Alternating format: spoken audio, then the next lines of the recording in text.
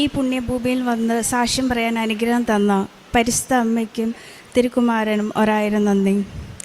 എൻ്റെ പേര് ബോണി. ഞാൻ കുത്താട്ടുകുളത്തിൽ നിന്ന് വരുന്നു. ഞാനൊരു ഓർത്തഡോക്സ് സഭാംഗമാണ്. ഉടമ്പടി എടുക്കാനുണ്ടായ സാഹചര്യം എന്ന് വെച്ചാൽ, ജീവിതത്തിലെ എല്ലാ വഴികളും അടഞ്ഞൊരു സമയത്ത് ആണ് ഒരു കൃപാസന പത്രം കിട്ടുന്നത്. അപ്പോൾ അതിനെ ബേസ് ചെയ്താണ് ഞാനും എൻ്റെ ആൻറ്റിയും കൂടെ 2023 ജൂൺ 16 ഇവിടെ ആദ്യമായി വരുന്നത്. സോ ഫസ്റ്റ് ഉടമ്പടി എടുത്തപ്പോൾ എല്ലാവരെയും പോലെ തന്നെ അത് 100% കൊണ്ടുപോകാൻ സാധിച്ചില്ല. അപ്പോൾ ആദ്യത്തെ പ്രാവശ്യം ഒന്നും സംഭവിച്ചില്ല. പക്ഷേ 1ാം പ്രാവശ്യം പുതുക്കലിലാണ് ഉടമ്പടിയെക്കുറിച്ച് കൂടുതൽ അറിയാനും അതിൽ പറഞ്ഞ കാര്യങ്ങളെല്ലാം നന്നായിട്ട് ചെയ്യാനും സാധിച്ചത്. സോ അതിൻ്റെ ഫലമായി ഞാൻ ഉടമ്പടിയിൽ വെച്ച 2-3 കാര്യങ്ങളുണ്ടായിരുന്നു. ആദ്യത്തെ കാര്യം എന്ന് വെച്ചാൽ OET പാസ്സാവുക. ബേസിക്കലി ഞാനൊരു നേഴ്സാണ്. അപ്പം ടീച്ചിങ് ആയിരുന്നു പ്രൊഫഷൻ. എന്നാൽ കൂടിയും പുറത്ത് പോകണമെന്ന് ആഗ്രഹം ഉണ്ടായിരുന്നു. സോ ഫസ്റ്റ് കടമ്പ OET ആണ്. അപ്പോൾ എനിക്ക് ട്വിൻ ബോയ്സാണ് ഉള്ളത്. അതുകൊണ്ട് വലിയ റെപ്യൂട്ടഡ് ആയിട്ടുള്ള ഇൻസ്റ്റിറ്റ്യൂഷനിലൊന്നും പഠിക്കാൻ പറ്റില്ല. കാരണം പിള്ളേർക്ക് എപ്പോഴേലും അസുഖമാവും, വീട്ടിൽ എപ്പോൾ വിളിച്ചാലും വരേണ്ട ഒരു അവസ്ഥയുണ്ട്. അങ്ങനെ ഞങ്ങളുടെ വീടിൻ്റെ അടുത്തുള്ള അധികാരം പാസ്സാവാത്ത ഒരു ഇൻസ്റ്റിറ്റ്യൂഷൻ ഉണ്ടായിരുന്നു. അവിടെയായിരുന്നു സെലക്ട് ചെയ്തത്. പക്ഷെ അപ്പോഴും എനിക്കൊരു ധൈര്യം ഉണ്ടായിരുന്നു. കാരണം ഞാൻ ഉടമ്പടിയിലാണ്. Not by merit but by grace ഞാൻ പാസ്സാകുമെന്ന്. സോ അതൊരു ക്രിസ്ത്യൻ ഇൻസ്റ്റിറ്റ്യൂഷനായിരുന്നു. അപ്പം ഞാൻ അവിടെ ചെന്ന് കഴിയുമ്പം അച്ഛൻ പറഞ്ഞു, എല്ലാവരും 2-3 മാസം പഠിച്ചിട്ടാണ് എഴുതുന്നത്, ഇതൊരു 20 days അല്ലേ ഉള്ളൂ, പാസ്സാവുമോ എന്ന് ചോദിച്ചു. ഞാൻ പറഞ്ഞു എന്തായാലും ഞാൻ പാസ്സാവും. സോ അങ്ങനെ ഒരു 20 ദിവസം മാത്രമേ എനിക്ക് കോഴ്സ് കണ്ടിന്യൂ ചെയ്യാൻ പറ്റുള്ളൂ. കാരണം പല പ്രശ്നങ്ങളും പിള്ളേരുടെ കാര്യങ്ങളായതുകൊണ്ട്. അങ്ങനെ ഞങ്ങളൊരു 14 പേർ എക്സാം എഴുതി, 2 പേരാണ് പാസ്സായത്. അതിലൊരാൾ ഞാനായിരുന്നു.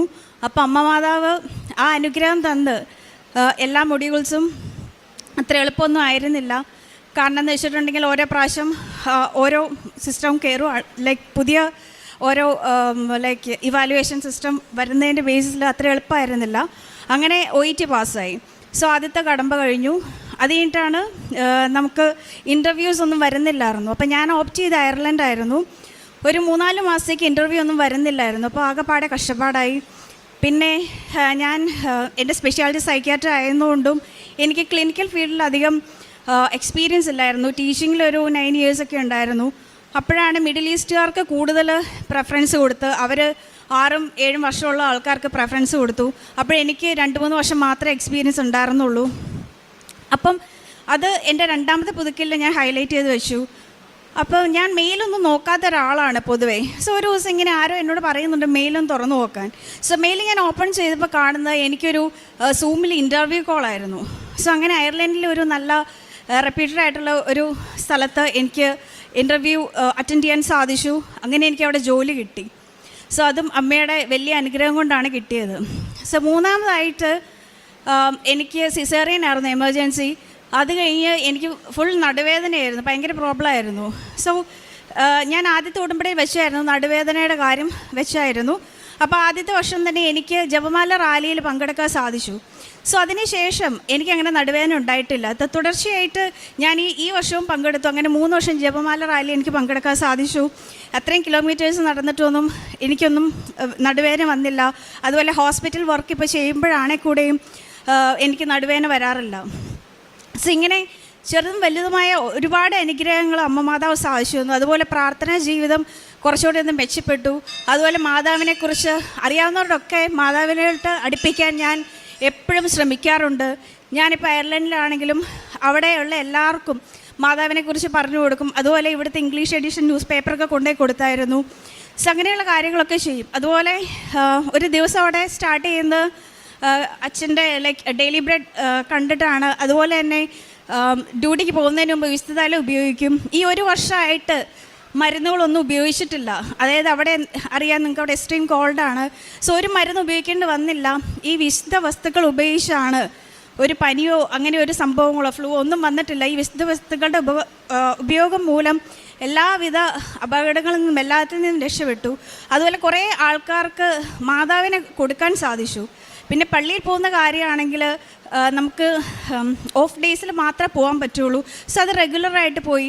അപ്പോൾ അവിടുത്തെ ആൾക്കാർ തന്നെ ചോദിക്കുമായിരുന്നു, അവിടെ ആരും അങ്ങനെ യങ്സ്റ്റേഴ്സ് അവിടെ പള്ളിയിൽ വരാറില്ല. സോ ചോദിക്കുമായിരുന്നു, നിങ്ങൾ എവിടെ നിന്നാണ് എന്താ അങ്ങനെ. അപ്പോൾ മാതാവിനെക്കുറിച്ച് അവർക്കൊക്കെ പറഞ്ഞു കൊടുക്കാൻ സാധിച്ചു. സോ ഇനിയും 2 കാര്യങ്ങൾ വെച്ചിട്ടുണ്ട്. അതേതായാലും അടുത്ത വർഷം ഞാൻ ഇവിടെ ഈ മാതാവിൻ്റെ അൾത്താരയിൽ തന്നെ വന്ന് ഞാൻ സാക്ഷ്യം പറയും. എനിക്ക് ഉറപ്പുണ്ട് എൻ്റെ അമ്മ മാതാവ് അതെനിക്ക് സാധിച്ചു തരുമെന്ന്. സോ ഇത്രയും അനുഗ്രഹങ്ങൾ ചൊരിഞ്ഞു തന്ന അമ്മ മാതാവിന് 1000 നന്ദി. കാരുണ്യ പ്രവർത്തികൾ ഇപ്പം അവിടെയാണെങ്കിലും ആരുമില്ലാത്ത ആൾക്കാരുണ്ട്. സോ അവർക്ക് ഭക്ഷണം മേടിച്ചു കൊടുക്കും, അല്ലെങ്കിൽ ഇന്ന മന്ത്ലി അവർക്ക് ഒരു എമൗണ്ട് കൊടുക്കും. പിന്നെ അതുപോലെ നമ്മുടെ ഇംഗ്ലീഷ് എഡിഷൻ ന്യൂസ് പേപ്പർ അവിടുത്തെ പള്ളികളിലൊക്കെ കൊണ്ട് കൊടുക്കും. അവർക്കൊക്കെ നല്ല സ്വീകാര്യതയാണ് അമ്മ മാതാവിനെക്കുറിച്ച് പറഞ്ഞു കൊടുക്കുമ്പോൾ. സോ നമ്മളെല്ലാ ദിവസവും പള്ളിയിൽ പോകുന്നതുകൊണ്ടും ഇങ്ങനെ കാര്യങ്ങൾ ചെയ്യുന്നതുകൊണ്ടും ഒത്തിരി ആൾക്കാർ ഈ നമ്മുടെ കൃപാസനത്തിനെക്കുറിച്ചും എല്ലാം അവർക്ക് പറഞ്ഞു കൊടുക്കാൻ സാധിച്ചു. അങ്ങനെ അമ്മയെ കൂടുതൽ പ്രകീർത്തിക്കാൻ എനിക്ക് സാധിച്ചു. ഇത്രയും വലിയ അനുഗ്രഹങ്ങൾ ഇപ്പോഴാണെങ്കിലും ഞാൻ ഈ റീസെൻ്റ്ലി ഡാഡിയെ കൂടെ ഹോസ്പിറ്റലിൽ പോയപ്പോഴാണെങ്കിലും അവിടെ ഞാൻ കണ്ടു എൻ്റെ കൂടെ പഠിച്ച് OET പാസ്സായി ഹൈസ്കോറോട് പാസ്സായ ആൾക്കാർ ഇപ്പോഴും പോകാൻ സാധിക്കാതെ നിൽക്കുന്നത്. അതുപോലെ തന്നെ ആപ്റ്റിറ്റ്യൂഡ് ടെസ്റ്റ് ലൈക്ക് OET പാസ്സായാലും അവിടെ കയറണമെങ്കിൽ ആപ്റ്റിറ്റ്യൂഡ് എന്ന് പറഞ്ഞ ടെസ്റ്റ് ഉണ്ട്. അതിന് 2 അറ്റംപ്റ്റേ ഉള്ളൂ.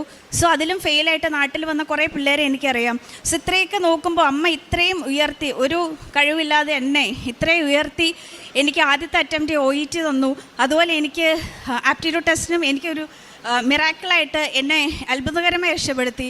സോ ഇങ്ങനെയൊക്കെ ജോലിയൊക്കെ തന്നു. എല്ലാ കാര്യങ്ങളിലും എന്നെ വഴി നടത്തുന്ന അമ്മ മാതാവിനും തിരുക്കുമാരനും 1000 നന്ദി.